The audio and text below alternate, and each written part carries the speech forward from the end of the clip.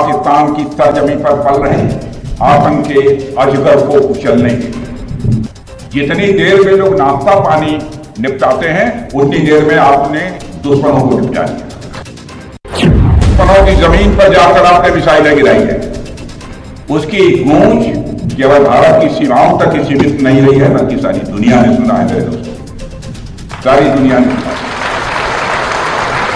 और वास्तव में वह गूंज सिर्फ मिसाइल्स की ही नहीं थी, वह गूंज थी आपके शौर्य की और भारत के सेना के जवानों के पराक्रम। व्योमिका सिंह हरियाणा की जाकर और एयर मार्शल भारती पूर्णिया के यादव, तो तीनों तो पीडीए के थे। व्योमिका सिंह हरियाणा की जाकर प्रोफेसर रामगोपाल यादव जी द्वारा उनको तो जो सेना की ब्रीफिंग होती थी उसमें पीडीए दिखने लगा। शर्म की बात है कि कोई इस प्रकार की राजनीति की बात करे। जात के संबंध को लेकर बात कही है, बहुत ही सच और तार्किक बात कही है। कल समाजवादी पार्टी के नेता ने जिस ढंग से दलित समाज की बेटी का अपमान किया है, भारत माता की बेटी का अपमान किया है, भारत की नारी शक्ति का अपमान किया है, समाजवादी पार्टी के मुखिया अखिलेश यादव जी की अभी तक मुंह बंद है। उनको जवाब देना चाहिए, उनका स्टैंड क्या है, समाजवादी पार्टी का इस पर क्या कहना है। समाजवादी पार्टी के समय में जो विशेष तौर से उत्तर प्रदेश दंगों की आग में झुलसा है, उस दंगे की आग में झुलसने का कारण समाजवादी पार्टी की मुस्लिम तुष्टीकरण की घटिया और घिनौनी हिंदू विरोधी राजनीति का परिणाम था। देश की सेना, ये देश का हमारा मान सम्मान, और किसी को भी देश की सेना के बारे में कोई भी बात बोलने से पहले 100 बार सोचना चाहिए। देश की सेना हमारा मान है, देश की सेना हमारा अभिमान है, देश की सेना पे हम गर्व करते हैं।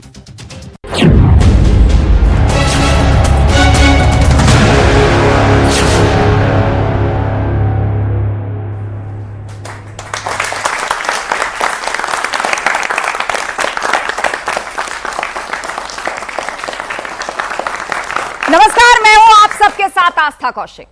जब जब पाकिस्तान अपने नापाक इरादों के साथ भारत से भिड़ा है, तब तब बुरी तरह पिटा है। 1971 का युद्ध हो या फिर करगिल की लड़ाई, भारतीय सेना के अदम्य साहस के आगे पाकिस्तान हर बार पस्त हुआ है। पाकिस्तान शायद यह भूल गया था कि 21वीं सदी का भारत है, यह नया भारत है, यह घर में घुसकर मारने वाला भारत है। और फिर पहलगाम में मासूम लोगों की हत्या करके अक्षम्य अपराध कर दिया पाकिस्तान ने। और उसी आतंकिस्तान की हिमाकत का जवाब था ऑपरेशन सिंदूर, जिसने पाकिस्तान को मिट्टी में मिला दिया, आतंक के आकाओं की कब्र खोद डाली, पाकिस्तान के 11 एयरबेस पूरी तरह से तबाह कर दिए। चुन चुन कर आतंकी ठिकानों को निशाना बनाया गया और फिर पाकिस्तान घुटनों पर आ गया। भारत की तीनों सेनाओं और अर्धसैनिक बलों के अदम्य साहस ने एक बार फिर से पाकिस्तान को परास्त कर दिया। आज इस जीत पर पूरे देश का जोश आई है। कैसे भारतीय सेना ने पाकिस्तान को पस्त किया, आज बताएंगे हमारे जवान। इस चर्चा में हमारे साथ मौजूद हैं। जोरदार तालियों के साथ स्वागत कीजिए हमारे गेस्ट पैनल का। जनरल पांजीकर जी हमारे बीच में हैं, इसके अलावा मोहम्मद अली शाह जी हमारे बीच में हैं, और एयरफोर्स अधिकारी स्क्वाड्रन लीडर दीप्ति काला हमारे बीच में है, और कर्नल एसपी मलिक हमें ज्वाइन कर चुके हैं। आप सभी मेहमानों का बहुत बहुत स्वागत है। तो चलिए चर्चा की शुरुआत करते हैं। और मेरे साथ इंडिया का यंगिस्तान भी है, और उस यंगिस्तान से मेरी अपील है, आप लोगों का जाहिर सी बात है जोश आई है, तो अपने अपने सवालों को तैयार रखिएगा, अपने अपने कमेंट्स को तैयार रखिएगा। मैं आपके पास आऊंगी, you can raise your hands, और उसके बाद हम इस चर्चा को आगे बढ़ाएंगे। तो चलिए सबसे पहले चर्चा की शुरुआत करते हैं। और मेरा पहला सवाल जनरल पांजीकर जी आपसे यही, अब पाकिस्तान हर मोर्चे पर भारत को कॉपी कर रहा है। धूल तो हमने चटा दी है, 11 एयरबेस तबाह कर दिए हैं, आतंकियों के 9 अड्डे, जैश लश्कर सबको घर में घुस के मारा है। अब देखिए, यहां हमारे प्रधानमंत्री जो थे वो एयरबेस पर गए जवानों की हौसला अफजाई करने, तो वहां पे शहबाज शरीफ एक पुरानी तोप पे घास लपेट कर आ गए और वहां पहुंचे और जीत का जश्न मना रहा है पाकिस्तान। सीधे तौर पर फर्जीगिरी और महाझूठ। आपका कहना सही भी है और गलत भी, दोनों चीज। अच्छा, अगर पाकिस्तान अपने को सचमुच ही अगर हमको फॉलो करे तब तो मेरा ख्याल है कि कोई प्रॉब्लम नहीं होगी। आप जैसे देखिए कि हमारे देश में जिस तरह से कि लोगों में किसी भी तरह का दुर्व्यवहार नहीं है, जो अलग अलग धर्म है उनके लोग एक साथ रह रहे हैं, एक तरह से जिस तरह से अभी लोग जुड़े हैं, खास करके इस दौरान जब ये जंग का माहौल हुआ उस समय, ये मेरा ख्याल ये काबिल तारीफ। और ये इसके बिल्कुल अपोजिट अगर आप देखिए पाकिस्तान में तो बिल्कुल ही नहीं है। 22 तारीख को हुआ हमला हमारे लोगों के ऊपर, जिसमें कि निर्दोष लोग मारे गए, निहत्थे लोग मारे गए, चुन चुन के मारे गए, धर्म के नाम पर मारे गए। लेकिन उसके पहले अगर आप देखिए, उससे 5 या 6 दिन पहले मेरा ख्याल है 16 अप्रैल का दिन था, जब वहां के जो डिफैक्टो लीडर हैं, चीफ प्राइम मिनिस्टर तो वहां का कुछ है नहीं, वहां के जो मौलाना हैं, जो कि चीफ है आजकल बने हुए वहां के, देश चला रहे हैं ऐसा लग रहा है जी। तो उन लोगों ने उन्होंने जो वहां पर उन्होंने बताया कि हम जो है बिल्कुल अलग सभ्यता है, अलग है, अलग कौम है, अलग धर्म है, लेकिन हमारे देश में क्या है कि सब हम लोग एक हैं, चाहे हिंदू हो, मुसलमान हो, सिख हो, ईसाई हो, सबके साथ हम एक हैं। अगर ये पाकिस्तान मान ले, अगर ये पाकिस्तान फॉलो करे तो मेरा ख्याल है कि कोई प्रॉब्लम नहीं होगी उसको। 2 नेशन थ्योरी अपने जगह पे जाए, बिल्कुल लोग सर, शांति से आपने रहेंगे। उसी बात का जिक्र कर दिया जिस पर मैं आ रही थी, और मेरा सवाल यहाँ पर मेजर मोहम्मद अली शाह जी आप ही से ही है। उनके जो जिहादी जनरल हैं मुल्ला आसिम मुनीर, सबसे पहली बात तो खबर ये आई थी कि जब इंडिया ब्रह्मोस मार रहा था तो बंकर में छिप गए थे। उनकी सेना यहाँ पर कोशिश कर रही थी, फतेह 1 फर्जी झूठ फैलाया जा रहा है, हमने भेजी, फतेह 2 को इंटरसेप्ट करके हवा में ही मार दिया गया और उनके जिहादी जनरल बंकर में छिप रहे थे। आपका कहना बिल्कुल 100% सही है आस्था जी। देखिए, जब हमने कुछ करा भी नहीं था इनको, पहले 14 दिन तक हमने कुछ करा भी नहीं था। हमने जब पहलगाम में ये हमला हुआ 22 अप्रैल को जी, तो हम गुस्से में थे जरूर। ये लोग भाग रहे थे बिल्कुल। जब जहाज डूबता है तो सबसे पहले चूहे निकल के भाग आते हैं दुबक के। तो वैसे पाकिस्तान के लोग, इनके जनरल, इनके मिनिस्टर अपनी फैमिली को दूर भेज रहे हैं, जो 2 नेशन थ्योरी दे रहे थे, जी हाँ, जिन्होंने अपने मुल्क को इस आग में झोंका, वो बंकर में छिपे हुए थे। 16 अप्रैल को जनरल आसिम मुनीर, जिसको हम सब मुल्ला आसिम मुनीर के नाम से जानते हैं, 2 नेशन थियरी की बात करते हैं। कहते हैं कि हिंदू और मुसलमान साथ में नहीं, पता क्या क्या बकवास बारी। शर्म आती है मेरे को कि वर्दी में कोई भी ऑफिसर, चीफ तो बहुत दूर की बात है, कोई भी ऑफिसर ऐसे सोच भी सकता है। ये बहुत ही शर्मनाक बात है। और हिंदुस्तान में देखिए, जितने मुसलमान हिंदुस्तान में है ना, उसके आधे भी नहीं होंगे पाकिस्तान के अंदर, ठीक है। और इतने लॉयल हैं, इतने वफादार। ये हमारी देखिए, ये 5 उंगलियां हैं आशा जी, हिंदू, मुस्लिम, सिख, ईसाई, अलग अलग से, और जब ये आपस में साथ मिल जाते हैं, एक मुट्ठी बन जाती है ताकत। और मुझे लगता है पाकिस्तान ने अपना आईना देख लिया है। दीप्ति काला जी, इंडियन एयरफोर्स ने पाकिस्तान को कैसा सबक सिखाया है? मुझे लगता है कि इंडियन एयरफोर्स ने उसको अपनी सच्चाई दिखा दी, और अब इस एक्शन के बाद मुझे लगता है कि उसको उठने में बहुत वक्त लगेगा। उठेगा तो वो कभी भी नहीं, उठेगा तो वो कभी भी नहीं, लेकिन वो वापस आने में, सदमे से ही बाहर आने में बहुत टाइम लगेगा।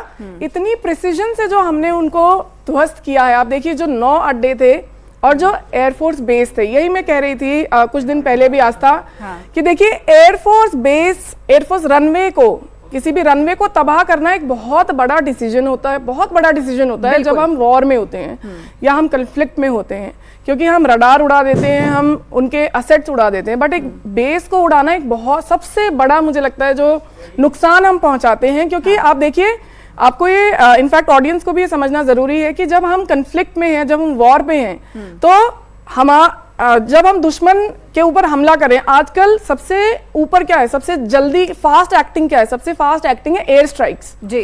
तो अगर एयर स्ट्राइक्स उन्होंने करनी है तो उनको जहाज देना पड़ेगा। अब जहाज के लिए रनवे ही नहीं है तो जहाज उड़ेगा कहां? बिल्कुल, तो ये बहुत ही सटीक रणनीति, ये बहुत ही सटीक रणनीति। और ये जो न्यूक्लियर की गीदड़ भभकी दी जा रही थी ना, कि न्यूक्लियर जो है वो संपन्न देश है पाकिस्तान, और भारत जो है वो बचकर है, उस गीदड़ भभकी की हवा निकल गई। मुझे कह दिया कि तुम्हारी न्यूक्लियर धमकियों से हम नहीं डरेंगे। बिल्कुल, इसको प्रधानमंत्री ने बिल्कुल स्पष्ट कर दिया।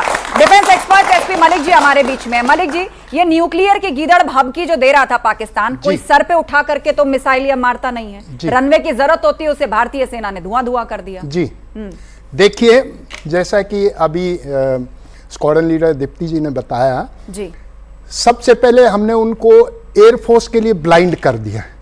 पहला एक्शन लिया, क्रेटर्स उनके रनवे और एयर स्ट्रिप को इतने बड़े बड़े गड्ढे कर दिए हैं, वो अपनी फ्लाइट्स ही नहीं टेक ऑफ कर सकते। सिर्फ लड़ने की ही नहीं, उनको रिफ्यूलिंग के लिए भी वो नहीं भेज सकते अपने जहाज दोबारा टेक ऑफ कर। फिर दूसरा उनका air warning system, control system, उसको ध्वस्त कर दिया गया। तीसरा उनके जो लॉजिस्टिक्स इंस्टॉलेशंस थी जहां स्पेयर पार्ट्स रखे थे मेंटेनेंस के लिए, उसको ध्वस्त कर दिया।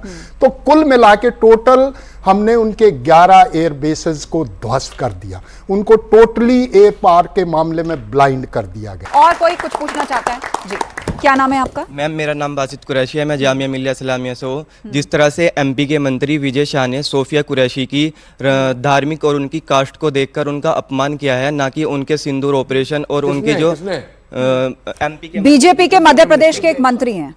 तो ये ऐसे लोगों की सोच कब खत्म होगी, ना कि उनके जो साहित्यिक कार्य है वो कर रहे हैं उनके धर्म को ना देखकर। मतलब ये सस्ती राजनीति जो शुरू हो जाती ना, मैं चाहूंगी कि जनरल पांचेकर जी आप इसका जवाब दें कि देखिए, जिस वक्त पूरा देश एक खड़ा है, राजनीति का वक्त नहीं है और अभी भी हम संवेदनशील समय पर हैं, तो ऐसी सस्ती राजनीति कई पार्टियों के नेता चमका रहे हैं। आप सपा के रामगोपाल यादव जी को देख लीजिए, वो खुलकर जाति सूचक शब्दों का इस्तेमाल करें। क्या ये इसका वक्त है? ये बेटा आपने बहुत बढ़िया प्रश्न किया है, और ये प्रश्न मेरे से ज्यादा आप लोगों को अपने आप से पूछना चाहिए। क्या ये समय 21वीं शताब्दी में जब हम लोग हैं, देश हमारी इतनी बड़ी ट्रेजेक्ट्री पे रहे, जो मिलिट्री पावर हम लोग इतने बड़े हो गए हैं, इकोनॉमिक पावर हम लोग इतने बड़े हैं, उसके बाद हम इस तरह से ओछी और छोटी बातें करें? खास करके एक महिला अधिकारी जो कि देश में जो कुछ हुआ वो लेके इंटरनेशनल मंच के ऊपर वो बता रही है कि क्या हुआ, तो उसको इंसल्ट करना तो किसी भी हालत में ठीक नहीं है। दरअसल अमेरिका को एक चौधराहट की आदत भी पड़ी हुई है कि विश्व का कोई भी मसला हो, मामलेदार मैं ही हूं। बिल्कुल। और भारत पाकिस्तान के बीच में तो वैसे ही बोलने की आदत पड़ी हुई है। और खासकर ट्रंप तो हमेशा एक्साइटेड फॉर्म में रहते हैं। उनकी policy, of course American policy, उनको सीरियसली लेते हैं, बट उनको एज एन इंडिविजुअल कोई सीरियसली नहीं लेता है। जैसे ही उनकी ये स्टेटमेंट आई, उधर से चीन अपनी चौधराहट के पीछे पड़ गया। उसने बोला हम तो पाकिस्तान के जो हैं कट्टर दोस्त हैं, हम उसके साथ खड़े हैं। उससे पहले सब न्यूट्रल थे। तो सब ये अपनी राजनीति चमकाने के चक्कर में है, वरना इस पे बिल्कुल क्लियर स्टैंड है इंडिया का।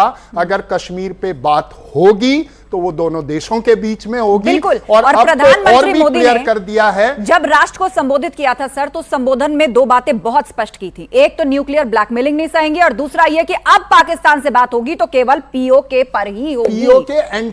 नो अदर मुद्दा, नो अदर टॉक्स, आतंक या फिर पीओके। बिल्कुल। दीप्ति जी, मेरा सवाल आपसे, अब पाकिस्तान के अंदर देखिए कितना बड़ा प्रोपोगेशन चल रहा है, बहुत झूठ फैलाया जा रहा है। वो लोग तो जीत का जश्न मना रहे हैं। ये किस बात की जीत है? 11 एयरबेस फोड़वा लिए, वहां पे आतंकी कैंप ध्वस्त करा लिए जो उनके प्यारे दुलारे थे।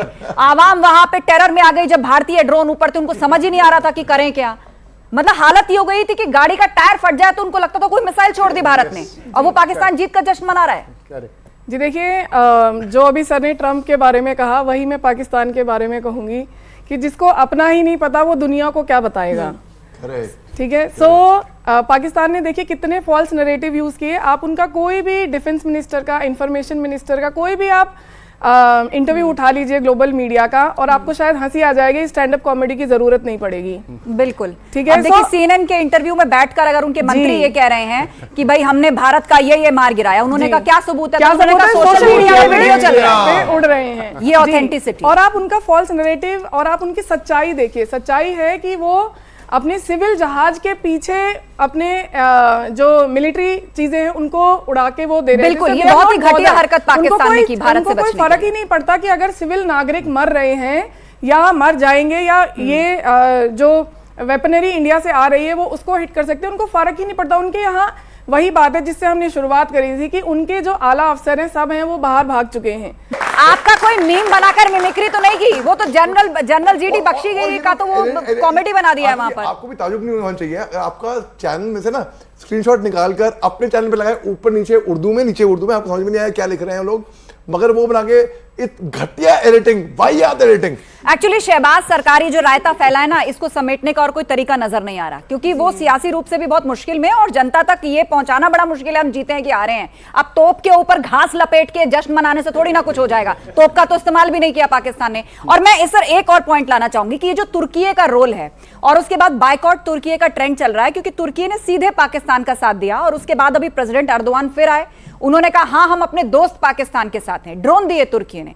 तो क्या भारत की ये मुहिम कितनी काम आएगी? तुर्की बायकॉट जो चल रहा है, आप देखिए बहुत सारे जो सराफा व्यापारी हैं उन्होंने कहा कि हम अब तुर्की से नहीं खरीदेंगे। सेब व्यापारी हैं, लोग आपस में बात कर रहे हैं कि भाई हम इनका हैंडल नहीं देखेंगे, हम इनकी चीजों का बहिष्कार करेंगे। ये कितना आगे जाएगा मलिक जी? जी देखिए, बेसिकली आपने खबरों में भी सुना होगा कि राजस्थान में जो मार्बल आता है वो टर्की से आता है। वहाँ के पूरे ट्रेडर्स ने वहाँ से बिल्कुल अपने जितने भी अग्रीमेंट थे सब कैंसिल कर दिए, जितने ऑर्डर प्लेस किए हुए थे वो सब कैंसिल कर दिए। पूना में एप्पल आता था, वहाँ के पूना के ट्रेडर्स ने सब एप्पल मंगाना वहाँ से बंद कर दिया है। उसके अलावा उनके पास इतना कोई खास सामान नहीं है। सबसे बड़ी चीज वहाँ की टूरिज्म है, लोग जाते थे इस्तांबुल, ये वो, अजरबैजान साथ में। अजरबैजान तो आर्मेनिया के साथ खुद ही ऐसा उलझा हुआ, उसको तो वैसे ही होश नहीं है, बट अजरबैजान में भी हमारे पिछले साल 2.5 लाख टूरिस्ट गए थे, वहाँ पे 3 लाख टूरिस्ट गए थे। 30 लाख जो है उनकी आमदनी जो है उसकी हमारे टूरिज्म से हुई थी। अब की बार 60% जो कैंसलेशन हो गई हैं टूरिस्ट की। मूवीज वहाँ पे शूट होने वाली थी वो कैंसिल हो गई हैं। कल्चरल प्रोग्राम, एक्सचेंज प्रोग्राम है वो हो गया है। टर्की के साथ में एजुकेशनल इंस्टीट्यूशन जामिया मिलिया इस्लामिया ने भी अपना एमओयू कैंसिल कर दिया है। जवाहरलाल नेहरू यूनिवर्सिटी ने अपना एमओयू कर लिया है। मौलाना आजाद यूनिवर्सिटी हैदराबाद ने अपना एमओयू उनके साथ में कैंसिल कर दिया है। तो इसका बहुत असर पड़ेगा। सिर्फ उसमें जरूरत है हम जैसे अपने देशवासियों की, ये नहीं कि जब गवर्नमेंट और दूसरे लोग अपना कैंसिल कर रहे हैं प्रोग्राम तो कुछ एक कीन कुमार होते हैं जो नहीं जी हमें तो वहां जाना ही है। गलवान का समय आया था ना, 2020 की बात है, जून तकरीबन मिड जून, तो कर्नल बाबू साहब बिहार रेजिमेंट के शहीद हो गए थे, आपको याद होगा जी। तो बहुत जबरदस्त मुहिम चली थी, boycott China, hit the dragon where hurt the most. China के साथ व्यापार सब बंद करिए, टोटल बंद करिए। जितने भी हमारे एप्स हैं चीन के, बहुत से एप्स हैं, वो सब बंद हो गए थे। मुहिम चली थी चीन के खिलाफ। अभी क्या है कि अभी वॉलंटरली, क्योंकि हालांकि तुर्की और अजरबैजान, मैं खुद स्वयं गया था 2-1 साल पहले, ठीक है, लेकिन अब मैं नहीं जाऊंगा। क्यों? क्योंकि उन्होंने साफ बोला है कि वो पाकिस्तान के साथ देंगे। सॉरी, मैं एक ऐसे मुल्क के वहां जाना पसंद ही नहीं करूंगा जो पाकिस्तान के साथ देंगे। और देखिए बात ऐसी है कि it is up to us. हमें, उनको फर्क शायद ना पड़े या ना पड़े इकोनॉमी में, हमें फर्क पड़ेगा। हमारे सेंटिमेंट्स, हमारे इमोशंस हिंदुस्तानी हैं और हमारे सेंटिमेंट, हम बहुत इमोशनल लोग हैं, हिंदुस्तानी लोग हैं, हम जज्बाती लोग हैं और हम हमारे राष्ट्र के जज्बात के साथ खड़े हुए हैं। और यहां पर सबसे अच्छी बात क्या हुई, आस्था जी मेरे को 1 मिनट देगा जी। सबसे अच्छी बात ये हुई कि पूरा इन्होंने बांटने की कोशिश करी ना हिंदुस्तानियों को। पहलगाम में धर्म पूछ के, नाम पूछ के, कपड़े उतारो, कलमा पढ़ो, मोदी जाके बोल देना, ये सब हम सब एक हो गए, बल्कि बटे नहीं। इसी पर ही कुछ लाइन्स हो जाए। नमस्कार, मेरा नाम आशीष है और मैं रामजस कॉलेज से हूँ और मैम मैं हिंदी साहित्य का विद्यार्थी हूँ और स्वयं भी कवि हूँ। तो आज मुझे बड़ा गर्व हो रहा है। मेरा कोई प्रश्न तो नहीं है, लेकिन मुझे दिनकर जी याद आ रहे हैं जो कहते थे कि सेनानी करो प्रयाण अभय, भावी इतिहास तुम्हारा है, ये नखत अमा के बुझते हैं सारा आकाश तुम्हारा है। ये वो देश है जिसमें अब्दुल हमीद पैदा हुए। अली सर सामने खड़े हुए हैं, ये अब्दुल हमीद का देश है, ये कलाम का देश है, जिसमें वसीम बरेलवी पैदा होते हैं तो ये लिखते हैं कि खून सने ये इतिहास के पन्ने एक अमानत हैं, जाओ इन पर नाच करो, बलिदान की इन पर छाया है, हमने तुम्हारे कल की खातिर अपना आज गवाया। अंतिम शब्दों में मैं अपने ही जनपद के एक बहुत मशहूर कवि गौरव चौहान जी की 2 लाइनें कह के पाकिस्तान को उसकी औकात बताता हूं कि बिगड़ैल किसी बच्चे जैसे आलाप तुम्हारे लगते हैं, तुम भूल गए हो रिश्ते में हम बाप तुम्हारे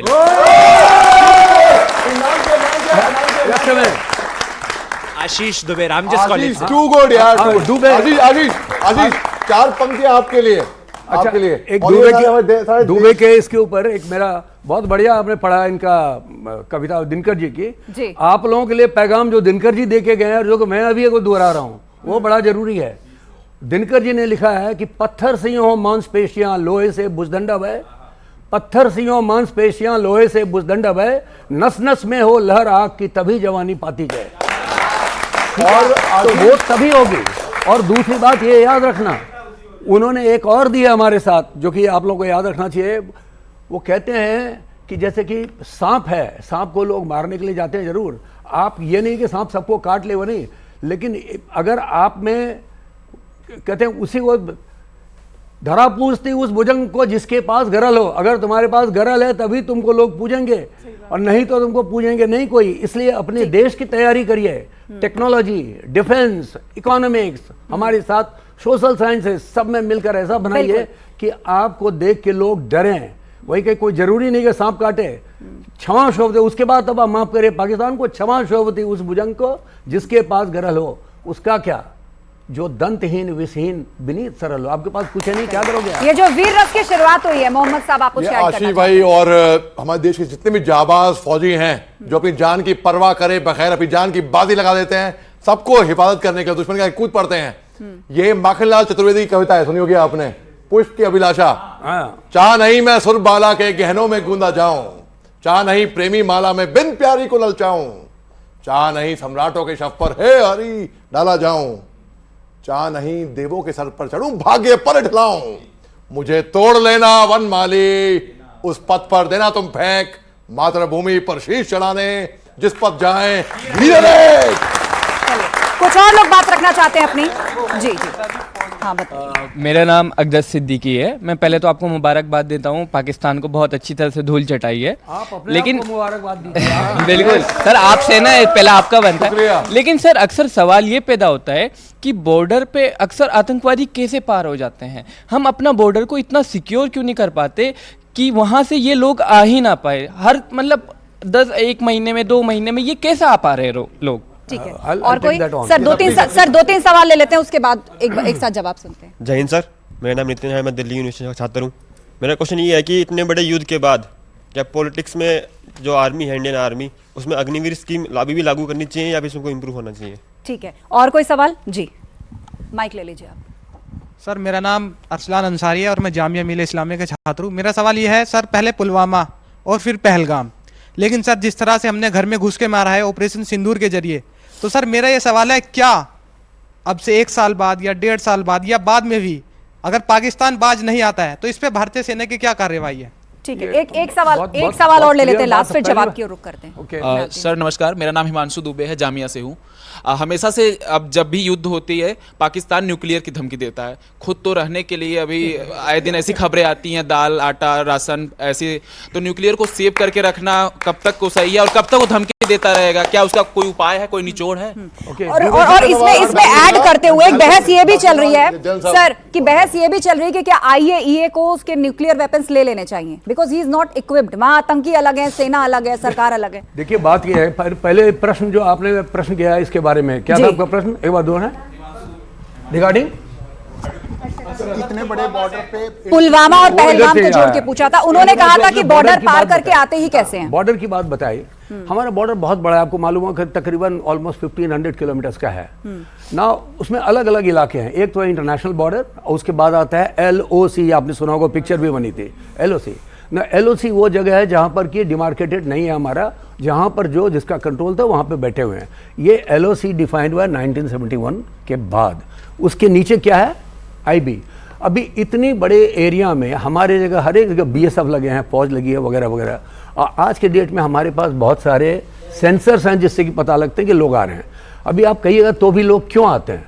कारण यह है कि जहाँ पर कि छोटे और बड़े ग्रुप हैं, वो तरह तरह के इलाके, आप लगाइए फेंस, कितना भी फेंस लगाइए, चोरी घर में होता है, वही होता है, कुछ न कुछ आदमी घुसते हैं। लेकिन मैं अपने पर्सनल एक्सपीरियंस से बता सकता हूँ कि कोई भी आतंकवादी हमारे यहाँ के 1000 दिन से ज़्यादा जिंदा नहीं रहता। जो रह गया कोई नहीं रहता, वो मारा जाता है। लेकिन लोग आते रहें तो क्या ये रुकेगा? Answer is no. कम तो होगा लेकिन रुकेगा नहीं। एक दूसरी बात आपने बताया कि जिस तरह का एक्शन है वो हुआ, क्या आगे भी होगा? अभी आपको ध्यान रखना चाहिए कि आप प्रधानमंत्री जी ने बोला है एग्जैक्टली जिस दिन की बंद हुआ उस दिन क्या बोला उन्होंने, बोला ठीक है अभी तो ये हम इसको रिस्ट्रेन कर रहे हैं इसको, इसके बाद अगर कोई भी एक्ट टेररिज्म की हुई तो that will be considered as an act of war. इसके पहले जो अभी हुई थी एक्ट ऑफ वॉर नहीं थी, सरकार ने लड़ाई डिक्लेयर नहीं की, वॉर हो गया पाकिस्तान के साथ, सरकार ने डिक्लेयर नहीं किया। सर क्लोजिंग की तरफ बढ़ते हुए मलिक सर लास्ट कमेंट। जी देखिए जैसा कि जनरल साहब ने बताया, हमारा इतना बड़ा बॉर्डर है और यही नहीं, ऊपर नॉर्थ से लेके वेस्ट नीचे तक जाते जाते उधर से आप नॉर्थ में अगेन चाइना और बांग्लादेश तक, हर एक जगह जो है ना, और टेरेन ऐसा है, कहीं नीचा है कहीं ऊंचा है, जैसा बताया जनरल साहब ने, सेंसर्स लगे हुए हैं। कई बार तो ऐसा होता है पता चलेगा कि कुत्ता भी क्रॉस किया तो वो तो सेंसर है, वो आपको फॉल्स अलार्म भी दे देगा। उसके अलावा हर एक जगह पे जो है ना सेंट्री डेप्यूट नहीं किए जा सके, एक पेट्रोलिंग होती है उस एरिया में। मान लिया उस एरिया से वो पेट्रोलिंग आगे निकल गई, या डाइवर्जनरी फायर करके जो तोप के गोलों से दूसरी जगह फायर करेंगे, ध्यान उधर अट्रैक्ट करके इधर से निकाल देंगे अपने टेररिस्ट को इंडक्ट करने के लिए। तो ये उनकी अपनी अलग अलग तरह की टैक्टिक्स है इन्फिल्ट्रेशन कराने की, इसलिए टाइम लगेगा इसको बॉर्डर को सील करने में। फेंसिंग का आपने देखा होगा काम चल रहा है, काफी हद तक हो गया है, अभी इसमें और टाइम लगेगा। चलिए कुल मिलाकर देश का जोश हाई है। और जाते जाते मोहम्मद साहब 2 लाइन आप कहना चाहेंगे, क्योंकि मैं अब क्लोजिंग क्योंकि यहाँ पे एक गेस्ट ने बोला था कि about colonel Sofiya Qureshi madam के बारे में, फौज में हम नहीं देखते धर्म जाति पाति कुछ नहीं, हम सब ये बात जानते हैं, हम हिंदुस्तानी हैं और हमारा धर्म फौज में होता है जो हमारे जवानों का धर्म होता है, हमारे ट्रूप्स का धर्म होता है। मैं मेजर मोहम्मद अली शाह हूं, मैंने मंदिर परेड में बराबर हमेशा शरीक हुआ हूं। मैं करनी माता आरती, दुर्गा माता आरती जो फौज में हमारे पलटन के मेरे को बखूबी आती है। और फौज में जो आरती होता है, आरती रिलीजियस सेना का एक ही धर्म है, वो है राष्ट्र धर्म। बिल्कुल जी। मैम जाते एंड कर रहे हैं आस्था, मैं सब ऑडियंस को यही कहना चाहूंगी कि सारे क्वेश्चंस का आपका निचोड़, सारे क्वेश्चंस का निचोड़ हम खुद हैं। आप चाइना की बात किए, अगली दिवाली पे खबरदार आपने चाइनीज माल खरीदा तो ठीक है। आपने कर्नल कुरैशी की बात करी, अगली बार कोई अपॉर्चुनिटी आए, आपने अपनी बहन को आगे करना है कि तू जा, तो जिम्मेदार अगली बार टेक्नोलॉजी की बात करें तो अगली गूगल कंपनी से बड़ी कंपनी भारत में होनी चाहिए। जिम्मेदारी किसकी है? ये जिम्मेदारी यहाँ के यंगिस्तान की है। जोरदार ताली आपके लिए बजा दीजिए और बहुत बहुत धन्यवाद आप सभी मेहमानों का चर्चा में शामिल होने के लिए। तो भारतीय सेना के ऑपरेशन सिंदूर की सफलता ने पूरे देश को गौरव से भर दिया है, साथ ही पूरी दुनिया को संदेश दे दिया है कि एक घर में घुसकर मारने वाला नया भारत है, कोई छेड़ेगा तो उसे छोड़ेंगे नहीं। पाकिस्तान को सख्त चेतावनी मिल गई है कि ऑपरेशन सिंदूर अभी खत्म नहीं हुआ है, जो कुछ भी हुआ है वो सिर्फ एक ट्रेलर मात्र है। जब सही समय आएगा तो हम पूरी पिक्चर भी आपको दिखा देंगे। इस खास शो में इतना ही, आप बने रहिए हमारे साथ। बहुत बहुत धन्यवाद।